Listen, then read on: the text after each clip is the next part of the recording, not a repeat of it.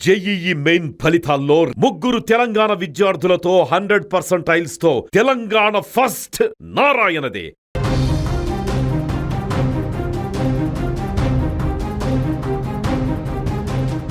Social media లైకులు, కామెంట్లు, views. ఇప్పుడు ఇదొక పెద్ద వ్యసన. 4 లైకుల కోసం నలుగురు తమను చూడాలనే పిచ్చితో కొందరు కనీస బాధ్యతలు, బంధాలను కూడా మర్చిపోతున్నారు. రీల్స్ మోజులు పడి ప్రాణాల మీదకు తెచ్చుకున్న వాళ్ళను చూసాం. కానీ ఆ రీల్స్ పిచ్చి పాపం ఏ పాపం ఎరుగని అత్తామామల ప్రాణాలు తీసేంత వరకు వెళ్ళింది. మోడర్న్ లైఫ్ స్టైల్ పేరుతో ఒక కోడలు చేసిన సైకోయిజం, కన్న కొడుకు మౌనం 2 వృద్ధుల నిండు ప్రాణాలను బలి తీసుకుంది. హర్యానా రాష్ట్రంలో వెలుగు చూసిన ఈ షాకింగ్ ఘటన వింటే గుండె తరుక్కుపోతోంది. అసలు పానిపట్ జిల్లా నారా గ్రామంలో ఏం జరిగింది?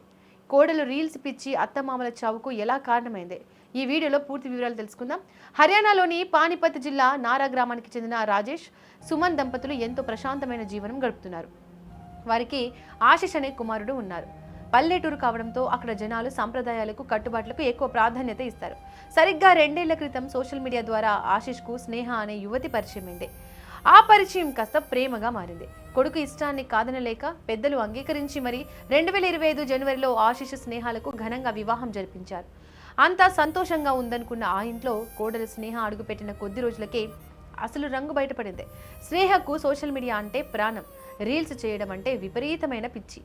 అక్కడే అత్తమామలకు కోడలికి మధ్య వివాదం మొదలైంది. స్నేహ రోజంతా ఫోన్ పట్టుకునే ఉండేది. పల్లెటూరి సాంప్రదాయాలకు విరుద్ధంగా కరచ దుస్తులు వేసుకుని నిత్యం ఇంటి ముందు దాబాలపైన వీడియోలు రికార్డ్ చేస్తూ సోషల్ మీడియాలో షేర్ చేసేది. ఊళ్ళో వాళ్ళు వింతగా చూస్తుండటంతో పరువు పోతుందని అత్తమామలు రాజేష్, సుమన్ కోడలి తీరును తప్పుపట్టారు. అమ్మా మనది పల్లెటూరు, ఇలాంటి బట్టలు వేసుకుని వీడియోలు చేయడం మన పద్ధతి కాదు అని నచ్చజెప్పే ప్రయత్నం చేశారు. కానీ ఆ రీల్స్ మత్తులో ఉన్న కోడలికి వారి మాటలు వినిపించలేదు. పైగా తన పర్సనల్ లైఫ్ లో జోక్యం చేసుకుంటున్నారంటూ అత్తమామలపైనే ఎదురుదాడికి దిగేది. తన కుటుంబ సభ్యులను వెనకేసుకొని అత్తమామలను నానా మాటలు అంటుండేది. రోజు రోజుకు ఇంట్లో ఈ ఘర్షణలు తారాస్థాయికి చేరుకున్నాయి. ఇక్కడే ఒక అత్యంత దారుణమైన విషయం ఏంటంటే, తన భార్య దారి తప్పుతోందని, కన్నవాళ్లను కించపరుస్తోందని తెలిసినా కూడా కొడుకు ఆశిష్ కనీసం నోరు మెదపలేదు. కోడలు స్నేహ అహంకారం ఎంతలా పెరిగిపోయిందంటే వయసులో పెద్దవాళ్లైన అత్తమామలపై భౌతికంగా దాడి చేసే స్థాయికి వెళ్ళింది. కన్న కొడుకు ముందే కోడలు తమపై చేసుకుంటున్న ఆశిష్ పిరికి పొందలా చూస్తుండిపోయాడు తప్ప భార్యను ఒక్క మాట కూడా అనలేదు. ఈ అవమానం ఆ అత్తమామలను కుంగదీసింది. బతికి ఉన్నన్ని రోజులు పరువుగా బతికాం, ఇప్పుడు కొడుకు ఇంట్లోనే కోడలి చేతిలో దెబ్బలు తింటూ బతకాలా అని తీవ్ర మనోవేదనకు గురయ్యారు. దీనికి తోడు రోజు జరుగుతున్న కోడలి వేధింపులు వారిని మరింతగా కుంగదీశాయి. దీంతో కఠిన నిర్ణయం తీసుకున్నారు. ప్రాణాల కంటే పరువే ముఖ్యమనుకొని ఇద్దరు కలిసి విషం తాగారు. అపస్మారక స్థితిలో ఉన్న వారిని గమనించిన బంధువులు ఆసుపత్రికి తరలించారు. కానీ దురదృష్టవశాత్తు చికిత్స పొందుతూ ఆ ఇద్దరు కూడా కన్నుమూశారు.